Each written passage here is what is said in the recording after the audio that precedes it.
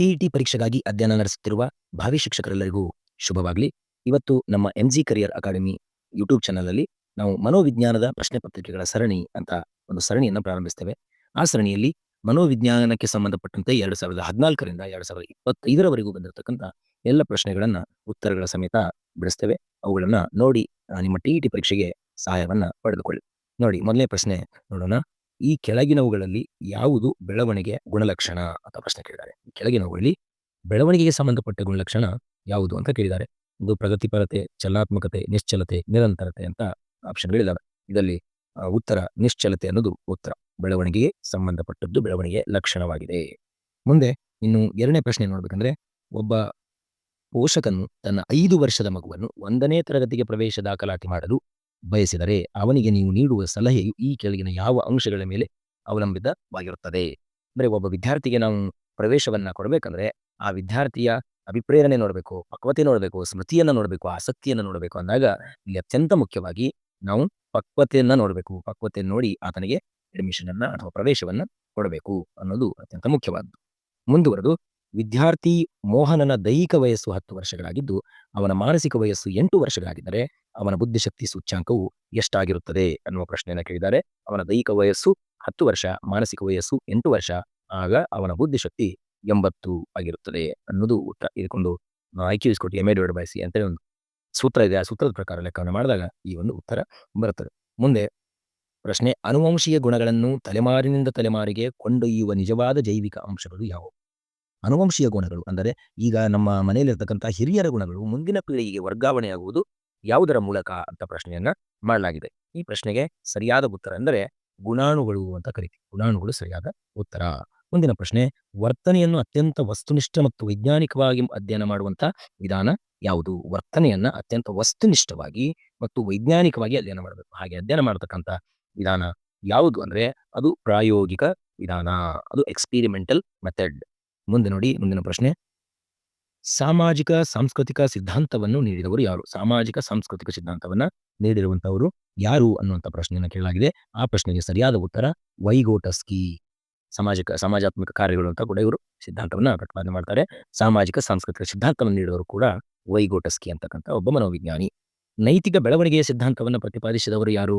ನೈತಿಕ ಬೆಳವಣಿಗೆಯ ಸಿದ್ಧಾಂತವನ್ನು ಪ್ರತಿಪಾದಿಸಿದವರು ಯಾರು ಎಂದರೆ ಕೊಯ್ಲ್ಬರ್ಗ್ ನೈತಿಕ ಬೆಳವಣಿಗೆಯ ಸಿದ್ಧಾಂತವನ್ನು ಪ್ರತಿಪಾದನೆ ಮಾಡಿದ್ದಾರೆ. ಮುಂದಿನ ಪ್ರಶ್ನೆ, ಲಿಂಗ ತಾರತಮ್ಯಕ್ಕೆ ಕಾರಣವಾದ ಪ್ರಮುಖ ಅಂಶವೆಂದರೆ? ಲಿಂಗ ತಾರತಮ್ಯಕ್ಕೆ ಕಾರಣವಾದ ಪ್ರಮುಖ ಅಂಶವೆಂದರೆ ಪ್ರಮುಖವಾಗಿ ಸ್ನೇಹಿತರು, ಸಂಬಂಧಿಕರು, ಪೋಷಕರು ಮತ್ತು ಶಿಕ್ಷಕರು ಅಂತ ಕೇಳಿದಾಗ ಇಲ್ಲಿ ಪೋಷಕರು ಮತ್ತು ಶಿಕ್ಷಕರು ಅನ್ನೋದು ಸರಿಯಾದ ಉತ್ತರ. ಪೋಷಕರು ಮತ್ತು ಶಿಕ್ಷಕರು. ಕಾರಣ ಏನಂದ್ರೆ, ನಾವು ಮನೆಯಲ್ಲಿ ಹುಟ್ಟಿರ್ತಕ್ಕಂಥ ಮಕ್ಕಳಿಗೆ ನೀನು ಹೆಣ್ಣು ಈ ಕೆಲಸವನ್ನು ಮಾಡು, ನೀನು ಗಂಡು ಈ ಕೆಲಸವನ್ನು ಮಾಡುವಂತ ಭೇದ ಭಾವಗಳನ್ನ ಪೋಷಕರೇ ಮಾಡ್ತಾರೆ. ಮುಂದೆ ಕೆಲವೊಂದು ಶಾಲೆಯ ಸಂದರ್ಭಗಳಲ್ಲಿ ಕೂಡ ಶಿಕ್ಷಕರು ಅದನ್ನ ಕಂಟಿನ್ಯೂ ಮಾಡಿ ಈ ಲಿಂಗ ತಾರತಮ್ಯಕ್ಕೆ ಪ್ರಮುಖವಾದ ಅಂಶ ಅಂತ ಅವರು ಅನಿಸ್ಕೊಳ್ತಾರೆ. ಮುಂದಿನ ಪ್ರಶ್ನೆ, ಬಡ ಮಕ್ಕಳನ್ನು ಶಾಲೆಗೆ ಆಕರ್ಷಿಸಲು ಅನುಸರಿಸುವ ಪರಿಣಾಮಕಾರಿ ವಿಧಾನಗಳು ಯಾವುವು? ಬಡ ಮಕ್ಕಳನ್ನ ಶಾಲೆಗೆ ಆಕರ್ಷಿಸಬೇಕಾಗಿದೆ, ಅದಕ್ಕಾಗಿ ಪರಿಣಾಮಕಾರಿ ವಿಧಾನಗಳು ಯಾವುವು ಇದಾವೆ? ಉಚಿತ ಶಿಕ್ಷಣದಿಂದ ಬಡ ಮಕ್ಕಳು ಶಾಲೆಗೆ ಬರ್ತಾರೆ, ಸರಿ. ಉಚಿತ ಮಧ್ಯಾಹ್ನ ಊಟದ ವ್ಯವಸ್ಥೆಯಿಂದ ಕೂಡ ಶಾಲೆಗೆ ಬರ್ತಾರೆ. ಉಚಿತ ಪುಸ್ತಕ ಮತ್ತು ಸಮವಸ್ತ್ರದ ವಿತರಣೆಯಿಂದ ಕೂಡ ಶಾಲೆಗೆ ಬರ್ತಾರೆ. ಆ ಕಾರಣಕ್ಕಾಗಿ ಇದಕ್ಕೆ ಸರಿಯಾದ ಉತ್ತರ ಈ ಮೇಲಿನ ಎಲ್ಲವೂ ಅನ್ನೋದು ಸರಿಯಾದ ಉತ್ತರ. ಇಂಥ ಪ್ರಶ್ನೆಗಳು ಬಂದಾಗ ನಾವು ಒಂದು ಮೊಟ್ಟ ಮೊದಲ ಆಪ್ಷನ್ ಅನ್ನು ನೋಡಿ ಅದನ್ನ ಅಷ್ಟೇ ಓದಿ ಉತ್ತರವನ್ನ ನೀಡಬಾರದು. ಎಲ್ಲ ಆಪ್ಷನ್ ಅನ್ನು ಓದಿ ನೋಡಿದಾಗ ಮೇಲಿನ ಎಲ್ಲವೂ ಅನ್ನುವ ಉತ್ತರ ಇಲ್ಲಿ ಸರಿಯಾದಂತ ಉತ್ತರ. ಮುಂದಿನ ಪ್ರಶ್ನೆ, ಜೀನ್ ಪಿಯಾಜಿಯವರ ಜ್ಞಾನಾತ್ಮಕ ಬೆಳವಣಿಗೆಯ 3ನೇ ಹಂತ ಯಾವುದು? ಜೀನ್ ಪಿಯಾಜಿಯವರ ಜ್ಞಾನಾತ್ಮಕ ಬೆಳವಣಿಗೆಯ 3ನೇ ಹಂತ ಯಾವುದು ಅಂತ ಪ್ರಶ್ನೆ ಕೇಳಿದ್ದಾರೆ. ನಿಮ್ಗೆ ಎಲ್ಲರಿಗೂ ಗೊತ್ತಿದೆ, ಒಂದು ಮೂರ್ತ ಕಾರ್ಯಗಳ ಹಂತವೇ ಅವರ 3ನೇ ಹಂತ. 4ನೇದು ಔಪಚಾರಿಕ ಕಾರ್ಯಗಳ ಹಂತ, ಮೊದಲನೇದು ಕಾರ್ಯಪೂರ್ವ, ಆಮೇಲೆ ಸಂವೇದನಾಗತಿ ಅಂತ, ಇವೆಲ್ಲ ಗೊತ್ತಿದೆ. ಮುಂದಿನ ಪ್ರಶ್ನೆ, ಶಾಸ್ತ್ರೀಯ ಕಲಿಕೆಯನ್ನು ಪ್ರತಿಪಾದಿಸಿದವರು ಯಾರು ಅನ್ನುವಂಥ ಪ್ರಶ್ನೆಯನ್ನು ಕೇಳಲಾಗಿದೆ. ಶಾಸ್ತ್ರೀಯ ಕಲಿಕೆಯನ್ನು ಪ್ರತಿಪಾದನೆ ಮಾಡಿದವರು ಯಾರು ಅಂತ ಪ್ರಶ್ನೆಯನ್ನು ಕೇಳಿದ್ದಾರೆ. ಅದಕ್ಕೆ ಸಂಬಂಧಪಟ್ಟಂತೆ ಉತ್ತರ ಪಾವ್ಲೋವ್. ಐವಾನ್ ಪೆಟ್ರೋವಿಚ್ ಪಾವ್ಲೋವ್ ಅಂತಕ್ಕಂಥ ರಷ್ಯಾ ದೇಶದ ಒಬ್ಬ ಮನೋವಿಜ್ಞಾನಿ. ಅವರು ನಾಯಿಯ ಮೇಲೆ ಪ್ರಯೋಗವನ್ನು ಮಾಡಿ ಶಾಸ್ತ್ರೀಯ ಕಲಿಕೆಯನ್ನ ಪ್ರತಿಪಾದನೆ ಮಾಡಿದರು. ಅದು ಮುಂದುವರೆದು ಮುಂದಿನ ಪ್ರಶ್ನೆಯನ್ನು ನೋಡಿದಾಗಿ ನೋಡಿ, ಸ್ಮೃತಿಯ ಪ್ರಕ್ರಿಯೆಯಲ್ಲಿನ ಹಂತಗಳ ಅನುಕ್ರಮ ಯಾವುದು? ಸ್ಮೃತಿ, ಯಾವುದೇ ಒಂದು ವಿಚಾರವನ್ನ ನಾವು ನೆನಪಿಡಬೇಕಾದ್ರೆ ಸ್ಮೃತಿ ಅಂತ ಅದಕ್ಕೆ ಕರಿತೀವಿ. ಆ ಸ್ಮೃತಿಯಲ್ಲಿ ವಿವಿಧ ಹಂತಗಳಿವೆ ನೆನಪಿಡಲಿಕ್ಕೆ. ಆ ಹಂತಗಳು ಯಾವುವು ಅನ್ನುವಂಥ ಪ್ರಶ್ನೆ ಕೇಳಿದ್ದಾನೆ. ಸರಿಯಾದ ಹಂತಗಳು ಯಾವುದಂದ್ರೆ, ಮೊದಲು ಯಾವುದೇ ಕೇಳಿರ್ತಕ್ಕಂಥ ವಿಷಯವನ್ನ ದಾಖಲೆ ಮಾಡಿಕೊಳ್ಳುವುದು, ಆಮೇಲೆ ಧಾರಣೆ ಮಾಡಿಕೊಳ್ಳುವುದು, ಆಮೇಲೆ ಸ್ಮರಿಸಿಕೊಳ್ಳುವುದು, ಆಮೇಲೆ ಗುರುತಿಸುವುದು. ಇವೆಲ್ಲ ಅಂಶಗಳು ಮಾಡುವುದರಿಂದ ಸ್ಮೃತಿಯ ಹಂತಗಳು ಈ ರೀತಿ ಅನುಕ್ರಮವಾಗಿ ಇರುತ್ತವೆ. ಯಾವುದೇ ಒಂದು ವಿಚಾರವನ್ನು ನೆನಪಿಡಬೇಕಾದ್ರೆ ಈ ಹಂತದಲ್ಲಿ ಸಾಗಿದಾಗ ಆ ವಿಚಾರ ನೆನಪಿಡೋದಕ್ಕೆ ಸಾಧ್ಯವಾಗುತ್ತೆ.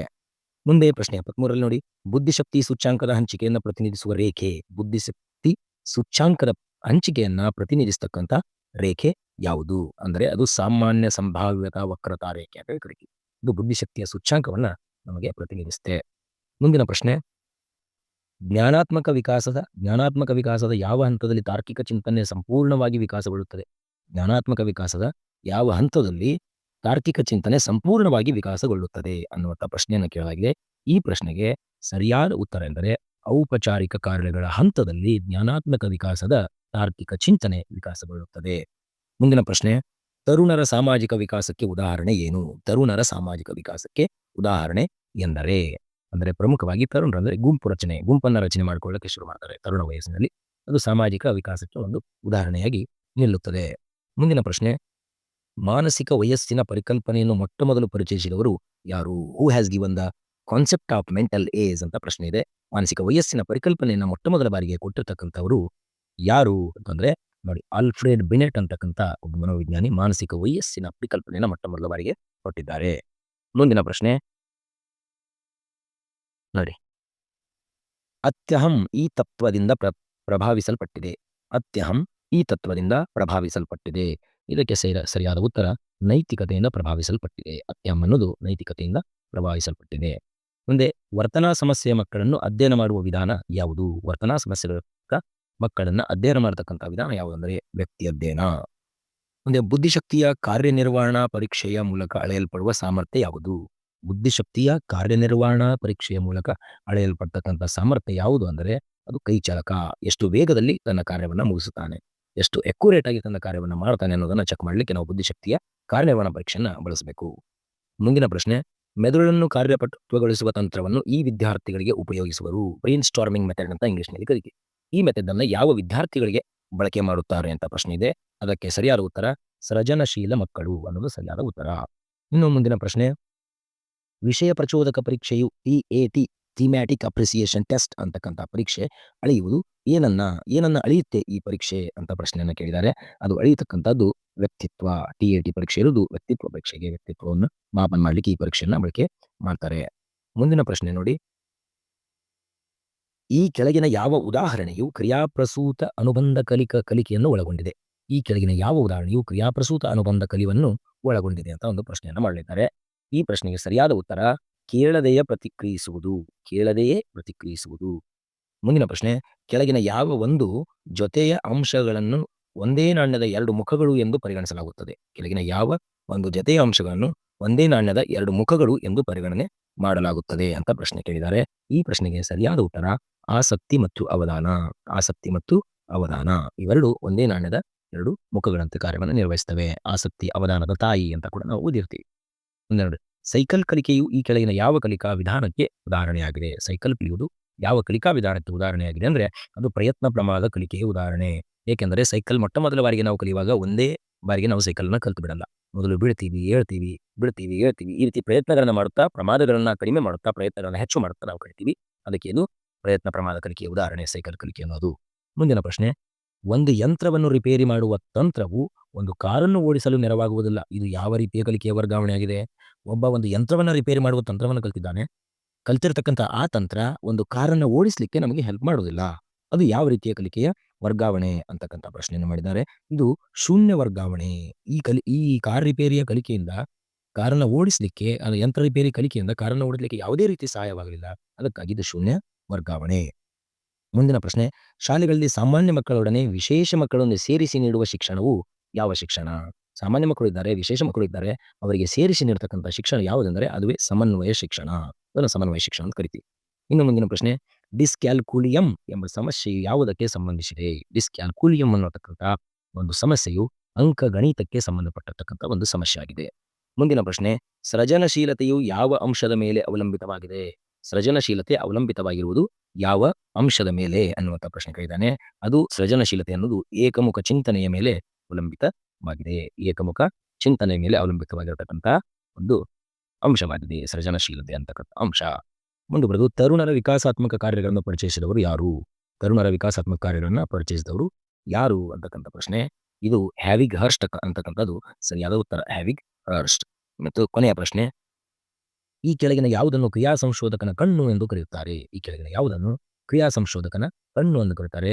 ಅದು ಕ್ರಿಯಾ ಪ್ರಾಕಲ್ಪನೆಯನ್ನ ಕ್ರಿಯಾ ಸಂಶೋಧಕನ ಕಣ್ಣು ಅಂತೇಳಿ ಕರೀತಾರೆ.